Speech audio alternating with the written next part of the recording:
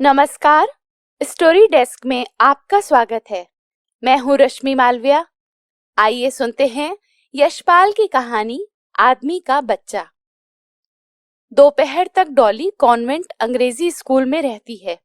इसके बाद उसका समय प्रायः आया बिंदी के साथ कटता है। मम्मा दोपहर में लंच के लिए साहब की प्रतीक्षा करती हैं। साहब जल्दी में रहते हैं। ठीक 1:07 पर आए। गुसल खाने में हाथ मुंह धोया। इतने में मेज पर खाना आ जाता है। आधे घंटे में खाना समाप्त कर सिगार सुलगा साहब कार में मिल लौट जाते हैं। लंच के समय डॉली खाने के कमरे में नहीं आती, अलग खाती है। संध्या 5:30 साहब मिल से लौटते हैं तो बेफिक्र रहते हैं। उस समय वे डॉली को अवश्य याद करते हैं। 5-7 मिनट उससे बात करते हैं और फिर मम्मा से बातचीत करते हुए देर तक चाय पर बैठे रहते हैं।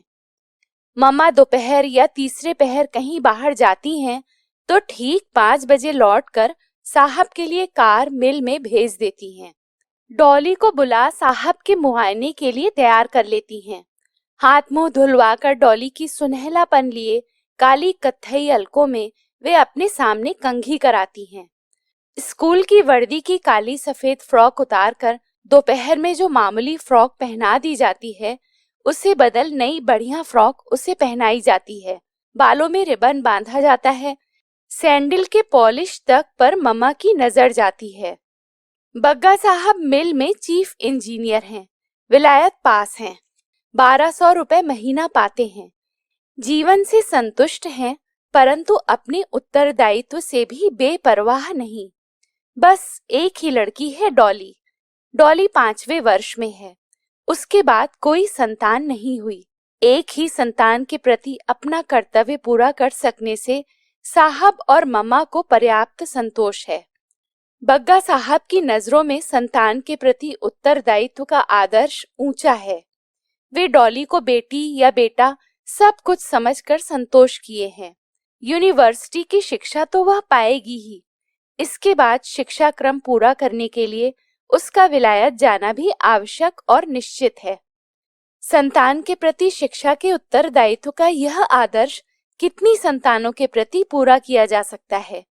साहब कहते हैं, यो कीड़े मकोड़े की तरह पैदा करने का क्या फायदा। मम्मा मिसेज बग्गा भी हामी भरती हैं। और क्या। डॉली, डॉली, डॉली। मम्मा 3 दफे पुकार चुकी थी। चौथी दफे उन्होंने आया को पुकारा। कोई उत्तर ना पा वे खिसियाकर स्वयं बरामदे में निकल आईं। अभी उन्हें स्वयं भी कपड़े बदलने थे। देखा, बंगले के पिछवाड़े से जहां धोबी और माली के क्वार्टर हैं, आया डॉली को पकड़े लिए आ रही है। मम्मा ने देखा और धक्क से रह गई। वे समझ गईं डॉली अवश्य माली के घर गई होगी। 2-3 दिन पहले मालिन के बच्चा हुआ था। उसे गोद में लेने के लिए डॉली कितनी ही बार जिद कर चुकी थी। डॉली के माली की कोठरी में जाने से मम्मा भयभीत थी। धोबी के लड़के को पिछले ही सप्ताह खसरा निकल आया था। लड़की उधर जाती तो उन बेहुदे बच्चों के साथ शहतूत के पेड़ के नीचे धूल में से उठाकर शहतूत खाती। उन्हें भय था उन बच्चों के साथ डॉली की आदतें बिगड़ जाने का। आया इन सब अपराधों का उत्तरदायित्व अपने ऊपर अनुभव कर भयभीत थी। मेम साहब के सम्मुख उनकी बेटी की उच्छृंखलता से अपनी बेबसी दिखाने के लिए वह डॉली से एक कदम आगे उसकी बाहें थामे यों लिए आ रही थी जैसे स्वच्छंदता से पत्ती चरने के लिए आतुर बकरी को जबरन कान पकड़कर घर की ओर लाया जाता है। मम्मा के कुछ कह सकने से पहले ही आया ने ऊंचे स्वर में सफाई देना शुरू किया। हम जरा सैंडल पर पॉलिश करें कि तई भीतर गएन। हमसे बोली कि हम गुसल खाने जाएंगे। इतने में हम बाहर निकलकर देखें तो माली के घर पहुंची हैं। हमको तो कुछ गिनती ही नहीं। हम समझाएं तो उल्टे हमको मारती हैं। इस पेशबंदी के बावजूद आया को डांट पड़ी। This is very silly. मम्मा ने डॉली को अंग्रेजी में फटकारा। अंग्रेजी के सभी शब्दों का अर्थ ना समझकर भी डॉली अपना अपराध और उसके प्रति मम्मा की उद्विग्नता समझ गई। तुरंत साबुन से हाथ मुंह धुलाकर डॉली के कपड़े बदले गए। 4:20 हो चुके थे, इसलिए आया जल्दी जल्दी डॉली को मोजे और सैंडल पहना रही थी और मम्मा स्वयं उसके सिर में कंघी कर उसकी लटों के पेचों को फीते से बांध रही थी। स्नेह से बेटी की पलकों को सहलाते हुए उन्हें अचानक गर्दन पर कुछ दिखलाई दिया। जू! वज्रपात हो गया। निश्चय ही जू माली और धोबी के बच्चों की संगत का परिणाम थी। आया पर एक और डांट पड़ी और नोटिस दे दी गई कि यदि फिर डॉली आवारा गंदे बच्चों के साथ खेलती पाई गई तो बस बर्खास्त कर दी जाएगी। बेटी की यह दुर्दशा देख माँ का हृदय पिघल उठा। अंग्रेजी छोड़ वे द्रवित स्वर में अपनी ही बोली में बेटी को दुलार से समझाने लगी। डॉली तो प्यारी बेटी है, बड़ी ही सुंदर, बड़ी ही लाडली बेटी है। हम इसको सुंदर सुंदर कपड़े पहनाते हैं। डॉली, तू तो अंग्रेजी के बच्चों के साथ स्कूल जाती है ना, बस में बैठकर। ऐसे गंदे बच्चों के साथ नहीं खेलते। मचलकर फर्श पर पांव पटक कर डॉली ने कहा, मम्मा, हमको माली का बच्चा ले दो, हम उसे प्यार करेंगे। छी! मम्मा ने समझाया, वह तो कितना गंदा बच्चा है। ऐसे गंदे बच्चों के साथ खेलने से छी छी वाले हो जाते हैं। इनके साथ खेलने से जुएं पड़ जाती हैं। वे कितने गंदे हैं, काले काले। धत! हमारी डॉली कहीं काली है? आया, डॉली को खेलने के लिए मैनेजर साहब के यहाँ ले जाया करो। वहाँ यह रमन और ज्योति के साथ खेल आया करेगी। इसे शाम को कंपनी बाग ले जाना। डॉली ने माँ के गले में बाहें डाल विश्वास दिलाया कि अब वह कभी गंदे और छोटे लोगों के काले बच्चों के साथ नहीं खेलेगी।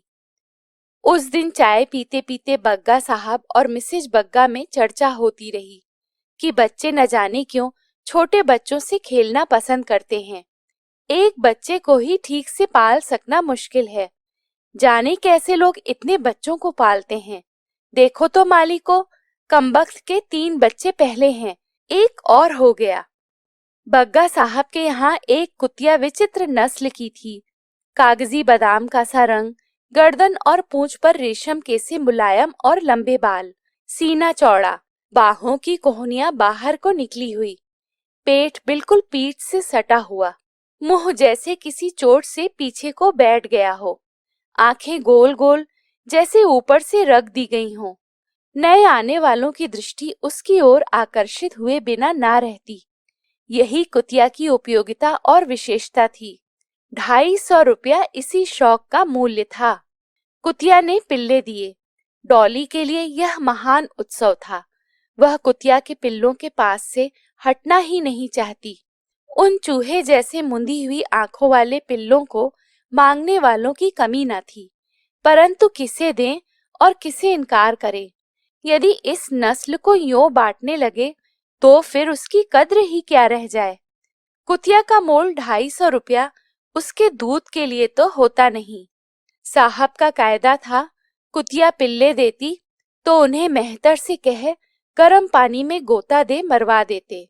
इस दफे भी वे यही करना चाहते थे, परंतु डॉली के कारण परेशान थे।